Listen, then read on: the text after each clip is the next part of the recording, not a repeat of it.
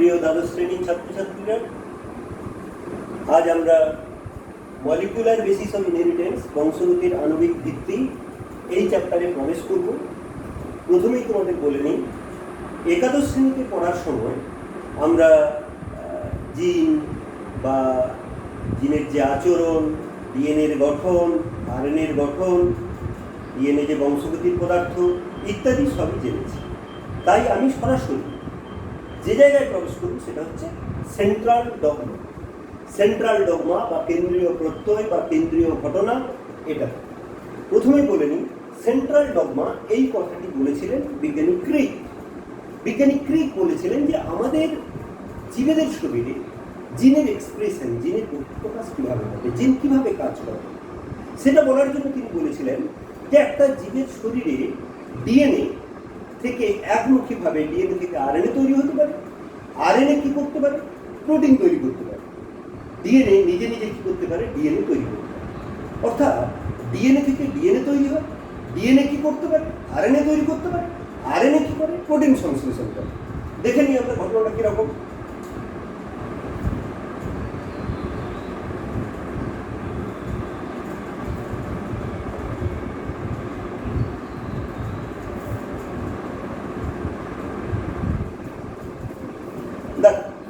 DNA থেকে DNA তৈরি হয়, একে আমরা বলি ডিএনএ রেপ্লিকেশন বা প্রতিলিপিকরণ। আবার ডিএনএ থেকে আরএনএ উৎপন্ন, একে আমরা বলি ট্রান্সক্রিপশন।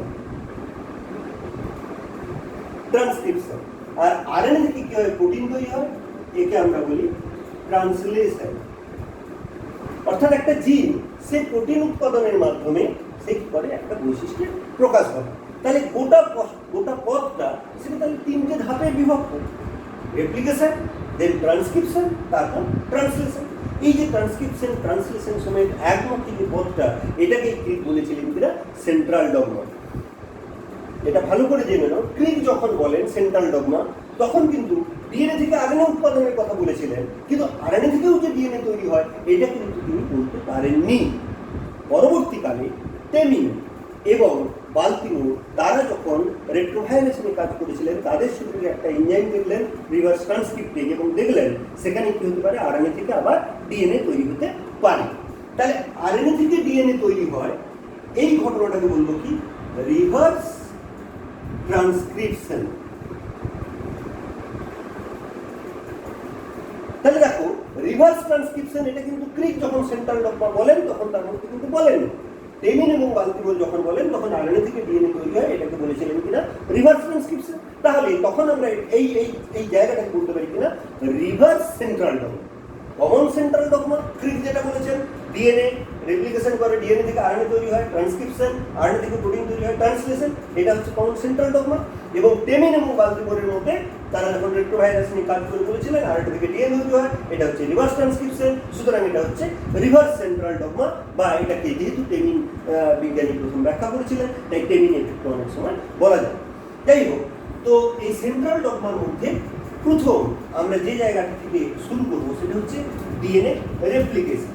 ডিএনএ রেপ্লিকেশনের একটি ক্ষুদ্র অংশ আজ আমি পড়াবো তোমাদের, সেটা হচ্ছে ডিএনএ রেপ্লিকেশন। প্রথমেই বলে নিই, রেপ্লিকা এই শব্দ থেকে কথাটা এসছে কিনা, রেপ্লিকেশন। রেপ্লিকা কথাটার অর্থ হচ্ছে কিনা একটা প্রতিরূপ। অর্থাৎ একটা মাতৃ ডিএনএ যে রূপে রয়েছে বা যেমন মাতৃ ডিএনএ হুবহু একই রকম যদি অপত্য ডিএনএ তৈরি করতে পারে, তখন তাকে বলতে পারি আমি প্রথম ডিএনএ রেপ্লিকা। সুতরাং ডিএনএ রেপ্লিকেশন কি, যে পদ্ধতি থেকে একটা মাতৃ ডিএনএ থেকে অপত্য হুবহু একই রকমের অপত্য ডিএনএ তৈরি হতে পারে, তাকেই বলবো কি আমরা ডিএনএ রেপ্লিকেশন। তত্ত্বগতভাবে একটা ডিএনএ রেপ্লিকেশন কত প্রকারের হতে পারে। ডালব্রাক বলে একজন বিজ্ঞানী, তিনি বলেছিলেন যে ডিএনএ রেপ্লিকেশন থিওরিটিক্যালি, তত্ত্বগতভাবে 3 ধরনের হতে পারে। কি কি 3 ধরনের ডিএনএ রেপ্লিকেশন হয় সেটা আমরা একটু জেনে নিই। প্রথম, সেটাকে বলবো conservative DNA replication. Second, semi conservative. এবং থার্ড, ডিসপারসিভ। তাহলে কি কি হলো? তত্ত্বগতভাবে বা থিওরিটিক্যালি ডালব্রাকের মতে ডিএনএ রেপ্লিকেশন 3 রকমের হতে পারে। এক কনজারভেটিভ, বাংলা বললে রক্ষণশীল, আর এটাকে কি রক্ষণশীল রেপ্লিকেশন। 2 সেমি কনজারভেটিভ বা অর্ধরক্ষণশীল। 3 ডিসপারসিভ বা পরিব্যাপ্ত ডিএনএ রেপ্লিকেশন। বিষয়টা কি আমরা একটা জেনে। ঘটনা হচ্ছে যে একটা মাতৃ ডিএনএ ডাবল স্ট্র্যান্ডেড দ্বিতন্ত্রী হয়। এই মাতৃ ডিএনএ থেকে যখন অপত্য ডিএনএ তৈরি হবে, দুটো ডিএনএ তৈরি হতে পারে। এখানে রক্ষণশীল রেপ্লিকেশনের ক্ষেত্রে বলছে যে দুটো অপত্য ডিএনএ তৈরি হবে তার মধ্যে একটি অপত্য ডিএনএ সম্পূর্ণ মাতৃ ছাঁচ নিয়ে তৈরি হবে, অর্থাৎ মাতৃ ডিএনএ যেরকম সেটা সম্পূর্ণ রক্ষিত হবে, এবং অপর একটি অপত্য ডিএনএ সে কি হবে সম্পূর্ণ নতুন স্ট্র্যান্ড নিয়ে তৈরি হবে বা নতুন ডিএনএ নিয়ে তৈরি হবে। দেখো তাহলে রক্ষণশীল রেপ্লিকেশনের ক্ষেত্রে যেটা মাতৃ ডিএনএ প্রথম অপত্য জন্তুতে একটি পুরোপুরি মাতৃ দুটি স্ট্র্যান্ড নিয়েই নতুন ডিএনএ তৈরি হবে, এবং আরেকটি ডিএনএ সম্পূর্ণ নতুনভাবে তৈরি দুটো স্ট্র্যান্ড নিয়ে কি হবে গঠিত হবে। যদি আমরা পরের জন্তুতে যাই, পরের জন্তুতে গেলে যথারীতি কি দেখবো না সেই মাতৃ ডিএনএ ডাবল স্ট্র্যান্ড থেকে যাবে এবং অপত্য ডিএনএ তৈরি হবে সে কি করবে সম্পূর্ণ নতুনভাবে তৈরি স্ট্র্যান্ড দিয়ে। অর্থাৎ যত জন্মই যাওয়া হোক না কেন সেখানে দেখবো কোনো এক অপত্যের মধ্যে কি করবে না একদম প্রাচীনতম যে মাত্র ডিএনএ সেটা কি হবে সংরক্ষিত হবে। এটাকে বলছি আমরা কিনা সংরক্ষণশীল বা পুনরক্ষণশীল রেপ্লিকেশন বা কনজারভেটিভ রেপ্লিকেশন। যদি সেমি কনজারভেটিভ হয় সেখানে কি হবে বলছে যে দুটো মাতৃ ডিএনএ স্ট্র্যান্ড রয়েছে সেই দুটো মাতৃ ডিএনএ স্ট্র্যান্ড কি করবে পৃথক হয়ে যাবে, এবং প্রতিটি মাতৃ ডিএনএ স্ট্র্যান্ডের সঙ্গে একটি নতুন করে অপত্য ডিএনএ স্ট্র্যান্ড করবে সেখানে উৎপন্ন হবে। প্রতিটি মাতৃ ডিএনএ স্ট্র্যান্ড তার সঙ্গে কি করবে একটা নতুন করে অপত্য ডিএনএ স্ট্র্যান্ড তৈরি করবে। অর্থাৎ একটা যদি ডিএনএ ধরি আমরা অপত্য ডিএনএ তার মধ্যে 50% থাকবে মাতৃ স্ট্র্যান্ড এবং 50% কি হবে নতুনভাবে তৈরি স্ট্র্যান্ড নিয়ে গঠিত হবে।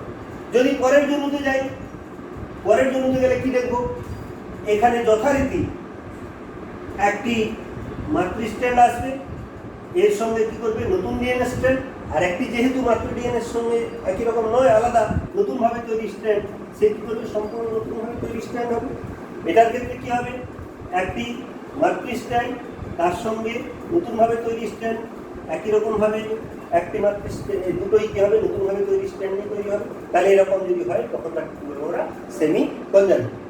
ডিসপারসিভ কখন বলছি যখন এই মাতৃ ডিএনএ স্ট্র্যান্ডটা সে অনেকগুলো খণ্ডে বিভক্ত হয়ে যাবে, ছোট ছোট ছোট ছোট খণ্ড তৈরি করবে, এবং সেই ছোট ছোট খণ্ডের মধ্যে একটি অল্প অংশ মাতৃ স্ট্র্যান্ড অল্প অংশ অপত্য স্ট্র্যান্ড মাতৃ স্ট্র্যান্ড অপত্য স্ট্র্যান্ড দুটো কি হবে মিশ্রিত অবস্থায় থাকবে, তখন তাকে কি বলবো আমরা ডিসপারসিভ রেপ্লিকেশন। কিরকম দেখে নিই আমরা একটু।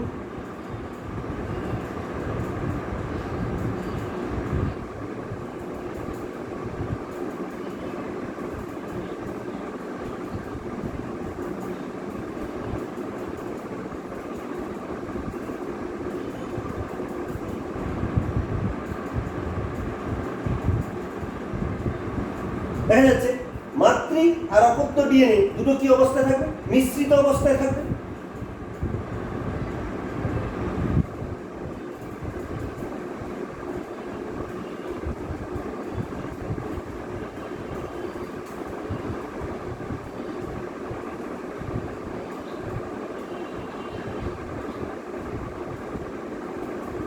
তাহলে যতজনই যাওয়া হোক না কেন সমস্ত জন্তুতে কি হবে মাতৃ এবং অপত্য ডিএনএ স্ট্র্যান্ড দুটো কি হবে মিশ্রিত অবস্থায় থাকবে, মানে পরের জন্তুতে গেল সেখানেও দেখবো কিনা একই অবস্থা থাকবে। তাহলে আমি শুরুই করেছি যে এটা হচ্ছে কিনা থিওরিটিক্যালি এরকম পসিবল, এরকম ডিএনএ রেপ্লিকেশন হতে পারে। তো যেটা ঘটনা ওয়াটসন এবং ক্রিক যখন ডিএনএ দ্বিতন্ত্রী মডেল ব্যাখ্যা করেন তারা কিন্তু কোনো রকম প্রমাণ ছাড়াই তারা বলে দিয়েছিলেন যে ডিএনএ রেপ্লিকেশন করতে পারে কিভাবে সেমি কনজারভেটিভ ম্যানারে বা সেমি কনজারভেটিভ পদ্ধতিতে হতে পারে।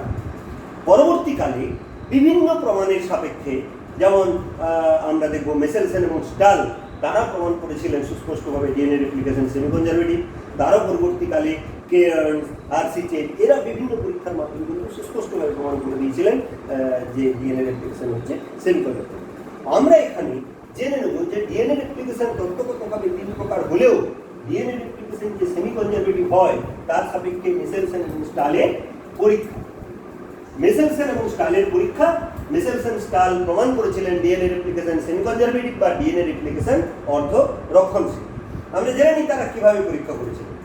বিজ্ঞানী মেসেলসন এবং স্টাল তারা পরীক্ষা করেছিলেন একটা ব্যাকটেরিয়ার উপরে, ব্যাকটেরিয়াটা ছিল ইকোলাই ব্যাকটেরিয়া, এবং সেক্ষেত্রে তারা দুরকম নাইট্রোজেনের আইসোটোপ ব্যবহার করেছিলেন, একটা সাধারণ নাইট্রোজেন N14 এবং একটা হেভি নাইট্রোজেন সেটা হচ্ছে N15। নাইট্রোজেনের দুরকম আইসোটোপ নিয়েছে এবং তার পাশাপাশি তাদের নিয়েছিল কিনা 6M সিজিয়াম ক্লোরাইড, 6 মোল সিজিয়াম ক্লোরাইডের একটা দ্রবণ নিয়েছিলেন। সেখানে তারা কি করবেন, সেন্ট্রিফিউজ করার জন্য, ডেনসিটি গ্রেডিয়েন্ট সেন্ট্রিফিউজ করার জন্য তারা সিজিয়াম ক্লোরাইড লাগিয়েছিলেন। এবং অবশ্যই সেন্ট্রিফিউজ যন্ত্রের দরকার ছিল, তারপরে তোমার কনিক্যাল ফ্লাক্সের দরকার ছিল, কালচার মিডিয়া দরকার ছিল, এগুলো বিভিন্ন উপাদানগুলো আমরা পরীক্ষা করতে জেনে নেব।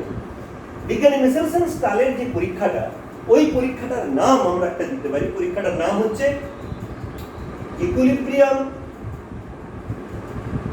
Equilibrium density gradient centrifugation. তাহলে মেসেলসন এবং স্টালের পরীক্ষাটার নাম ছিল ইকুইলিব্রিয়াম ডেনসিটি গ্রেডিয়েন্ট সেন্ট্রিফিউগেশন। একটু বড় করে বলতে পারি sedimentation equilibrium density gradient centrifugation, অর্থাৎ ঘনত্বের নতিমাত্রা নির্ভর কেন্দ্রাতিকীকরণ পরীক্ষা। ঘনত্বের নতিমাত্রা নির্ভর কেন্দ্রাতিকীকরণ পরীক্ষা। তারা পরীক্ষার জন্য কি করেছিলেন আমরা জেনে নিই। তারা করেছিলেন কি না, একটা কনিক্যাল ফ্লাক্স নিলেন, এই কনিক্যাল ফ্লাক্সের মধ্যে একটা কালচার মিডিয়া বা পালন মাধ্যম প্রস্তুত করলেন। এই পালন মাধ্যমের মধ্যে আবশ্যিক উপাদান হিসেবে তারা যোগ করে দিয়েছিলেন কি না NH4Cl অ্যামোনিয়াম ক্লোরাইড, নাইট্রোজেনের উৎস হিসেবে তারা যোগ করেছিলেন কিনা অ্যামোনিয়াম ক্লোরাইড। এবং প্রথমে তারা এই নাইট্রোজেনের যে আইসোটোপটা নিয়েছিলেন সেটা ছিল N15, নাইট্রোজেনের N15। মনে রাখা দরকার N15 এটাকে আমরা হেভি বা ভারী আইসোটোপ বলবো, N14 সেটাকে লাইট বা হালকা আইসোটোপ। তো তারা প্রথম কি করলেন, একটা কনিক্যাল ফ্লাক্সের মধ্যে তারা কালচার মিডিয়া বা পালন মাধ্যম প্রস্তুত করলেন। সেই পালন মাধ্যমের মধ্যে অবশ্যই অ্যামোনিয়াম ক্লোরাইড থাকবে, নাইট্রোজেনের হেভি আইসোটোপ N15 সেটা থাকবে। এবং এখানে তারা কি করলেন না ইকোলাই ব্যাকটেরিয়াকে তারা গ্রো করলেন। এখানে কি করলেন, ইকোলাই ব্যাকটেরিয়াকে বৃদ্ধি করলেন। বৃদ্ধি করলেন মানে শুধু আকৃতিতে বড় এটা না, বৃদ্ধি করলেন মানে যখন এই N15 যুক্ত মাধ্যমে তাকে যখন বারবার সেখানে বৃদ্ধি হতে দেওয়া হবে, তার সংখ্যাটা ধীরে ধীরে কি হবে, বাড়বে। এবং একসময় দেখা যাবে যত ইকোলাই এখানে তৈরি হয়েছে, সমস্ত ইকোলাইয়ের ডিএনএ গুলোতে যে নাইট্রোজেন ঢুকবে, নাইট্রোজেন ক্ষার রয়েছে, তার মধ্যে যে নাইট্রোজেনগুলো, সমস্ত নাইট্রোজেনগুলো থাকবে কি N15 নাইট্রোজেন। এরপর তিনি কাজ করেছিলেন, বললেন কি না, তিনি আবার বেশ কয়েকজন পরে যখন এখানে এরা বৃদ্ধিপ্রাপ্ত হলো, তিনি আরেকটা কনিক্যাল ফ্লাক্স করলেন। ওই কনিক্যাল ফ্লাক্সের মধ্যে আবার কালচার মিডিয়া করলেন এবং এই কালচার মিডিয়ার মধ্যে আবশ্যিক উপাদান হিসেবে অ্যামোনিয়াম ক্লোরাইড থাকলো এবং সেখানে তারা আইসোটোপ নিলেন N14, N14 আইসোটোপ নিলেন। এবং N14 আইসোটোপ নেওয়ার পরে N15 মাধ্যমে বৃদ্ধিপ্রাপ্ত ইকোলাইকে, N15 মাধ্যমে বৃদ্ধিপ্রাপ্ত ইকোলাইকে তারা কি করলেন, N14 যে কালচার মিডিয়া করেছে এখানে তারা স্থানান্তর করলেন। স্থানান্তর করে দেওয়ার পরে এখানে তারা কি করলেন, কয়েকজন বৃদ্ধি করলেন। তাহলে স্বাভাবিকভাবে পুরনো যে ডিএনএ, অর্থাৎ পুরনো যে ইকোলাই এসছে তার যে ডিএনএ, সেটা কি হবে, N15 দ্বারা চিহ্নিত হবে, N15 দ্বারা লেবেল হবে। কিন্তু নতুন যে ডিএনএ, সেখানে রেপ্লিকেশনের ফলে নতুন যে ডিএনএ তৈরি হবে, সেগুলো কিন্তু কার দ্বারা লেবেল হবে, N14 দ্বারা লেবেল হবে। তিনি কি করেছিলেন না, প্রথমত N15-তে বৃদ্ধিপ্রাপ্ত যে ইকোলাই, ওই ইকোলাইকে তারা কেন্দ্রাতিকীকরণ করেছিলেন, সেন্ট্রিফিউগেশন করেছিলেন। কিসের মধ্যে না, যে সেন্ট্রিফিউজ টিউবটা তারা ব্যবহার করেছিলেন, এই সেন্ট্রিফিউজ টিউবের মধ্যে আবশ্যিক উপাদান হিসেবে তারা দিয়েছিলেন 6 মোল সিজিয়াম ক্লোরাইড। সিজিয়াম ক্লোরাইড দেওয়া হলো। এই যে 6 মোল সিজিয়াম ক্লোরাইড, এটা ব্যবহারের পিছনে কারণ রয়েছে, কারণ এর ঘনত্ব ডিএনএর ঘনত্বের সঙ্গে সাম্যতা যুক্ত। এর ঘনত্ব 1.7 থেকে 1.8 মধ্যে তারতম্যযুক্ত হয়, যেটা ডিএনএর ঘনত্বের সঙ্গে ম্যাচ করে। এবং তারা কি করলেন, এখানে একটা এই যে সেন্ট্রিফিউজ টিউব, এর মধ্যে একটা ঘনত্বের নতিমাত্রা তৈরি করলেন। ঘনত্বের নতিমাত্রা মানে প্রথমে বেশি ঘনত্বের সিজিএম ক্লোরাইড, তার থেকে কম ঘনত্ব, তার থেকে কম ঘনত্ব, তার থেকে কম ঘনত্ব, এইভাবে কি করলেন একটা স্তর তৈরি হয়। এটাকে বলছি ঘনত্বের নতিমাত্রা। এবারে যেই কলাইগুলোকে নেওয়া হলো সেগুলো কি করা হলো, এর মধ্যে দিয়ে সেন্ট্রিফিউজ করা হলো। সেন্ট্রিফিউজ করলে পর ওই কোলাই যে ডিএনএ গুলো রয়েছে সেই ডিএনএ গুলো কি করতে পারে না এই সিজিএম ক্লোরাইডের মধ্যে স্ট্যাক হবে, জমা হয়ে যেতে থাকবে। এবং জমা হলে তো তখন দেখা যাবে কি না যে সেন্ট্রিফিউজ টিউবটা করা হয়েছে এই সেন্ট্রিফিউজ টিউবে যে জায়গা সিজিএম ক্লোরাইডের যে অংশের সঙ্গে ডিএনএ ঘনত্বটা মিলবে সেই জায়গায় সেই ডিএনএটা কি করবে না জমা হয়ে যাবে। ফলে একটা ডিএনএ ব্যান্ড তৈরি হবে। এই ব্যান্ডটাকে আমরা বলবো N15 ব্যান্ড। সেখানে কি হলো সেন্ট্রিফিউজ করা হলো, সেন্ট্রিফিউজ করলে ডিএনএ গুলো কি হতে থাকবে তৃতীয় পড়তে থাকবে, তৃতীয় পড়তে থাকলে পর যেখানে সিজিএম ক্লোরাইডের ঘনত্বের সঙ্গে সেটা মিলবে সেটা কি দেখা যাবে না একটা ব্যান্ড তৈরি হবে, সেটা বলা হলো কি N15 ব্যান্ড। ঠিক আছে, এরপরে যখন তাকে N14 তে স্থানান্তর করা হয়েছে ইকোলাইগুলো যথারীতি তার ডিএনএ রেপ্লিকেশন করবে এবং কোষের সংখ্যা বাড়বে। পুরনো যে ডিএনএ তারা কি হবে, তারা 15 দ্বারা লেভেল রয়েছে, নতুন যে অপত্য ডিএনএ তৈরি হবে সেগুলো কি হবে N14 দ্বারা লেভেল হবে। তাহলে এখানে কি হওয়া উচিত দেখো, আমরা আগেই দেখেছি যদি কনজারভেটিভ রেপ্লিকেশন হয় তাহলে প্রথম অপত্য জমিতে কি হবে না যেগুলো পুরনো ডিএনএ পুরো একটা অপত্যের মধ্যে সম্পূর্ণরূপে পুরনো ডিএনএ থাকবে, আরেক অপত্যের মধ্যে কি করবে সম্পূর্ণ নতুন ডিএনএ তৈরি হবে। অর্থাৎ যদি আমি এখানে 15 আর 14 চিন্তা করি, পুরনো ডিএনএ পুরো 15 দিয়ে লেভেল থাকবে, 14 ডিএনএ সম্পূর্ণ আলাদা থাকবে। তাহলে কনজারভেটিভ রেপ্লিকেশন হলে সেখানে আমরা সেন্ট্রিফিউজ টিউবের মধ্যে দুটো ব্যান্ড পাবো, একটা হচ্ছে পুরনো ডিএনএর জন্য N15 এবং একটা নতুন ডিএনএর জন্য N14 ব্যান্ড, একটা N15 ডিএনএ ব্যান্ড পাবো যদি এটা ডিএনএ রেপ্লিকেশনটা কি হয় না কনজারভেটিভ। এটা প্রথম জমিতে পাবো। দ্বিতীয় অপত্য জমিতে গেলে তখন কি দেখবো, তখন দেখবো N15 যেমন আছে তেমন থাকবে, শুধু N14 যে ব্যান্ডটা রয়েছে এই 14 ব্যান্ডটা কি হবে আস্তে আস্তে মোটা হতে থাকবে। কেন দেখো প্রথম অপত্য জমিতে যাওয়ার পর দেখলাম সেখানে কি 3টে নতুন ডিএনএ এবং একটি পুরনো ডিএনএ স্ট্র্যান্ড যেরকম আগে ছবিতে আমি দেখিয়েছি। তাহলে স্বাভাবিকভাবে N14 পরিমাণ বাড়বে যদি কনজারভেটিভ হয় এরকম হবে। যদি সেমি কনজারভেটিভ হয়, সেমি কনজারভেটিভ হলে কি দেখবো, সেমি কনজারভেটিভ হলে সেখানে দেখবো আমরা যে সেন্ট্রিফিউজ টিউবে প্রথম অপত্য জমিতে আমরা কি দেখবো না একটি মাতৃস্ট্যান্ড অর্থাৎ N15, আরেকটি অপত্য স্ট্যান্ড অর্থাৎ কি N14। তাহলে N15 আর N14 দুটো স্ট্যান্ড কি থাকবে পরস্পর প্যাচ করে থাকবে, তাহলে N14 আর 15 আলাদা হবে না। তাহলে প্রথম অপত্য জমিতে আমরা কি দেখবো না এই যে 14-15 ব্যান্ড যেখানে হয়েছে এর অন্তর্বর্তী স্থানে একদম 14-15 মিশ্রিত একটা ব্যান্ড তৈরি হবে, N14-N15 ব্যান্ড তৈরি হবে। এটা প্রথম অপত্য জমি। কিন্তু তার পরের অপত্য জমিতে গিয়ে কি দেখবো আমরা, তার পরের অপত্য জমিতে গিয়ে দেখবো যে N14-15 ব্যান্ড যেরকম তৈরি হয় সেটা থাকবে, কিন্তু সম্পূর্ণ নতুন ভাবে তৈরি আবার ব্যান্ড হবে অর্থাৎ N14। এখান থেকে আমরা পরের জমিতে গেলে কি দেখবো, পরের জমিতে গেলে দেখবো যে N14-15 মিশ্রিত ব্যান্ড পাবো এবং একদম সম্পূর্ণ নতুন ভাবে N14 ব্যান্ড একটা পাবো। এটা হচ্ছে যদি সেমি কনজারভেটিভ। আর যদি ডিসপারসিভ হয়, ডিসপারসিভ হলে তাহলে সেখানে দেখবো যে N14-15 যতজনই যাক না কেন পুরনো এবং নতুন ডিএনএ তারা খণ্ডীভূত হয়ে সবসময় কি থাকবে মিশ্রিত থাকবে। তাহলে স্বাভাবিকভাবে 14-15 ডিএনএ ব্যান্ডের কোনো সময় কি হবে না পার্থক্যযুক্ত হবে না। সেখানে কি দেখা যাবে না N14-15 ব্যান্ড সবসময় মিশ্রিত অবস্থায় থাকবে। যতজনই যাওয়া হোক না কেন N14-15 ব্যান্ড সবসময় কি থাকবে মিশ্রিত অবস্থায় থাকবে যদি ডিএনএ রেপ্লিকেশনটা সেমি কনজারভেটিভ হয়। তো মিশেলসন এবং স্টাল যে পরীক্ষা করেছিলেন তারা এরম পাননি যে প্রথম যে মাতৃস্ট্যান্ড সেখানে একটা অবশ্যই ব্যান্ড, প্রথম অপত্য জমিতে N14-N15 আলাদা হয়ে গেছে, পরের জমিতে N14 ব্যান্ড বড় আর একটা ছোট, এরকম তারা পাননি। সুতরাং ডিএনএ রেপ্লিকেশন কনজারভেটিভ নয়। তারা সমস্ত জমিতে N14-15 মিক্সড ব্যান্ড পেয়ে গেছেন, এরকমও ঘটেনি, তাহলে ডিএনএ রেপ্লিকেশন ডিসপারসিভ নয়। তারা কিরকম পেয়েছিলেন, তারা দেখেছিলেন যে প্রথম অপত্য জমিতে N14-15 মিশ্রিত একটা ব্যান্ড এবং তার পরের অপত্য জমিতে N14-15 মিশ্রিত ব্যান্ড এবং N14 ব্যান্ড দুটো কি হয়েছে আলাদা হয়েছে, এরকম পেয়েছিলেন। সেজন্য ডিএনএ রেপ্লিকেশনকে আমরা কি বলবো না সেমি কনজারভেটিভ। এটাই ছিল মিশেলসন এবং স্টালের পরীক্ষা। এখানে বলে রাখা ভালো যে তারা যখন N15-তে বৃদ্ধিপ্রাপ্ত করেন, N15-তে যখন বৃদ্ধিপ্রাপ্ত করেন তখন ওই যে ডিএনএ যে জায়গায় ব্যান্ডটা জমেছে ওর ঘনত্ব দেখা গেছিল, N15 ডিএনএ ব্যান্ডের ঘনত্ব দেখা গেছিল 1.722 গ্রাম পার সিসি। যদি N15 দুটো ডিএনএ স্ট্র্যান্ডেই যদি দেখা যায় N15 দ্বারা লেভেল হয়েছে তাহলে তার ঘনত্ব দাঁড়ায় 1.722 গ্রাম পার সিসি। যদি কেবল N14-তে বৃদ্ধিপ্রাপ্ত হয়, কেবল N14 যদি বৃদ্ধিপ্রাপ্ত করা যায় তাহলে দুটো স্ট্র্যান্ডই যদি N14 দ্বারা লেভেল হয় তার ঘনত্ব দাঁড়ায় 1.708 গ্রাম পার সিসি।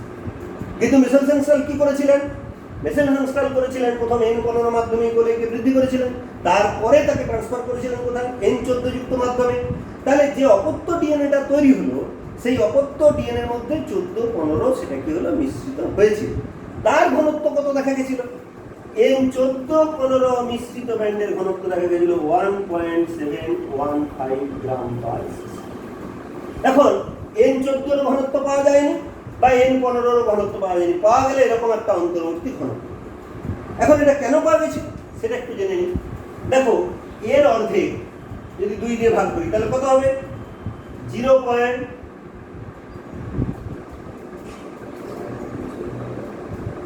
এইটা মানে যদি দুটো ডিএনএ স্ট্র্যান্ডের ঘনত্ব এটা আমি ধরি তাহলে একটা স্ট্র্যান্ডের ঘনত্ব কত হবে? এইটা যদি দুটো ডিএনএ N14 যুক্ত ঘনত্ব যদি এটা হয় তাহলে একটার ঘনত্ব কত হবে?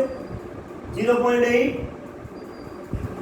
এইটা তাহলে একটা N15 ডিএনএ ব্যান্ডের ঘনত্ব এত, একটা N14 ডিএনএ ব্যান্ডের ঘনত্ব এত। তাহলে এই দুটোকে যোগ করলে কি দাঁড়ায় দেখি? 0.861, 0.854 কত দাঁড়াচ্ছে?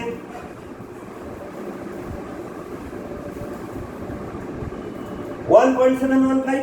তাহলে দেখো মেসেলসেনস্টাল যেটা করেছিলেন N15-তে বৃদ্ধি করার পরে N14-তে ট্রান্সফার করেছিলেন, প্রথম অপত্য জমিতে যে ডিএনএ পেয়েছিলেন সেখানে ঘনত্ব পাওয়া গেছিল এটা, অর্থাৎ যেটা কিনা একটা N15 ডিএনএ ব্যান্ডের ঘনত্ব এবং একটা N14 ডিএনএ, অর্থাৎ একটা নতুন অপত্য ডিএনএর মধ্যে একটি মাতৃস্ট্র্যান্ড এবং একটি অপত্য স্ট্র্যান্ড দুটো মিলিয়েই তৈরি, অর্থাৎ ডিএনএ রেপ্লিকেশন কি সেমি কনজারভেটিভ।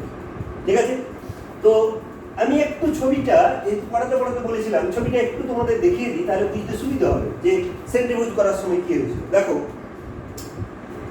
দুটো ছবি পাশাপাশি রেখে আমরা দেখব। মেসেলসেনস্টাল পরীক্ষা করেছিলেন প্রথম, যদি এটা ডিএনএটা দেখাচ্ছি, এটা মাতৃ ডিএনএ, যদি কনজারভেটিভ হয় তাহলে সেখানে আমরা কি দেখব? একটা প্রথম অপত্য জন্য একটি মাতৃ স্ট্র্যান্ড, একটি নতুনভাবে গঠিত স্ট্র্যান্ড হবে। তারপরের অপত্য জমিতে গিয়ে আমরা কি দেখব? না, একটি মাতৃ স্ট্র্যান্ড থাকবে এবং বাকি অপত্য স্ট্র্যান্ড হবে। যদি সেমি কনজারভেটিভ হয় তাহলে সেখানে কি দেখব?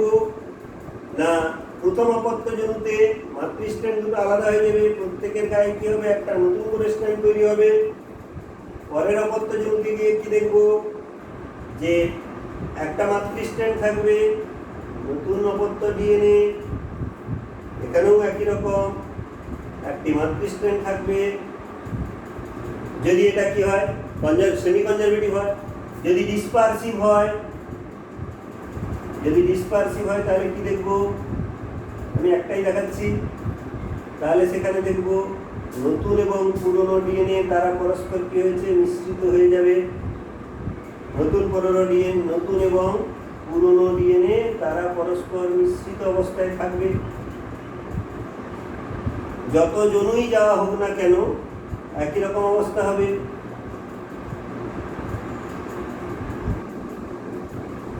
নতুন এবং পুরনো অপত্য ডিএনএ পরস্পর মিশ্রিত অবস্থায় থাকবে।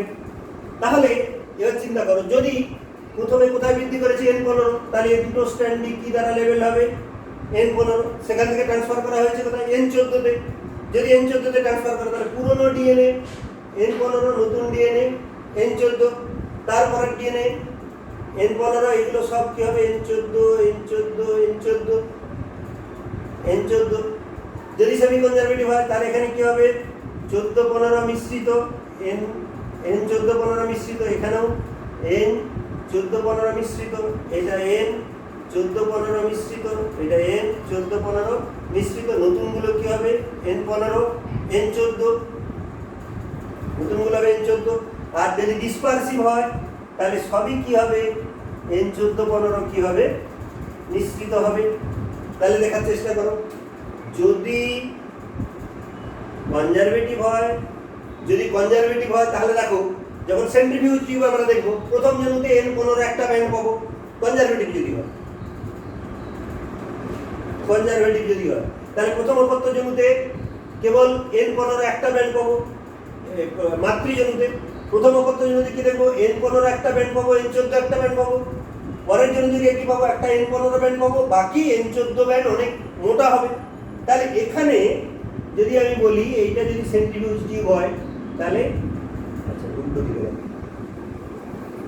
যদি এইটা সেন্ট্রিফিউজ টিউব হয় তাহলে মাতৃজনুতে কি দেখবো? n15 একটা ব্যান্ড পাবো। যখন কনজারভেটিভ প্রথম অপত্য জনুতে যাবো, তিনটের ক্ষেত্রে দেখি কনজারভেটিভ, সেমি কনজারভেটিভ, ডিসপারসিভ।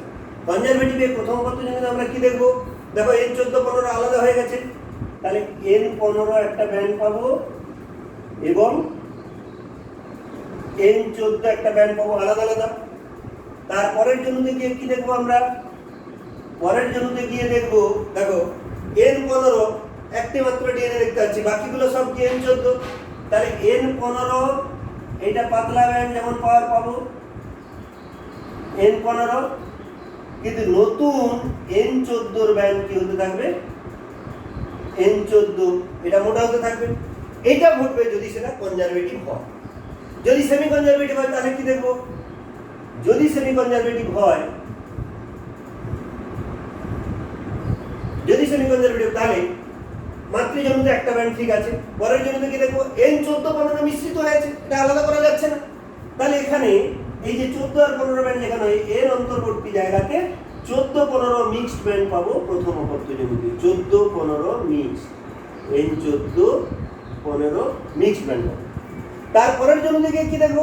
পরের জনুতে দেখো 14-15 মিক্সড, এটা মিক্সড, এটা মিক্সড, কিন্তু বাকিগুলো একদম নতুন ভাবে তৈরি হয়েছে, তাহলে n14।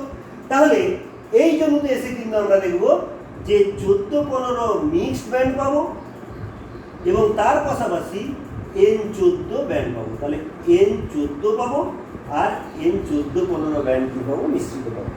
যদি ডিসপারসিভ হয় তার সব জনুতেই 14-15 সবসময় মিক্সড থাকবে, তাহলে এখানেও দেখবো 14-15 মিক্সড ব্যান্ড, আর এখানেও দেখবো কিনা 14-15 mixed band, n14 n15 n14 n15 মিশ্রিত পাবো সবসময়। ঘটনা হলো মেসেলসন স্টার এরকম পাননি যে প্রথম অপত্য জনু থেকেই দুটো করে ব্যান্ড আলাদা, আর এরকম পাননি সমস্ত জনুতেই একটা করে ব্যান্ড। মেসেলসন স্টার কি পেয়েছিলেন? তারা দেখেছিলেন প্রথম অপত্য জনুতে n14-15 মিক্সড একটা ব্যান্ড এবং পরের জনুতে n14-15 মিক্সড ব্যান্ড এবং n14 ব্যান্ড আলাদা, এবং যত জনু যাওয়া যাবে তত n14 ব্যান্ডের এই যে চওড়াটা, যে থিকনেস, সেটা কি হতে থাকবে? আস্তে আস্তে বড় হতে থাকবে। এবং এ থেকে সুস্পষ্টভাবে প্রমাণিত হয় যে ডিএনএ রেপ্লিকেশন কি? ডিএনএ রেপ্লিকেশন হচ্ছে সেমি কনজারভেটিভ। আর এই পর্যন্তই, পরের দিন আমরা ডিএনএ রেপ্লিকেশন পদ্ধতিটা আলোচনা করব। Thank you.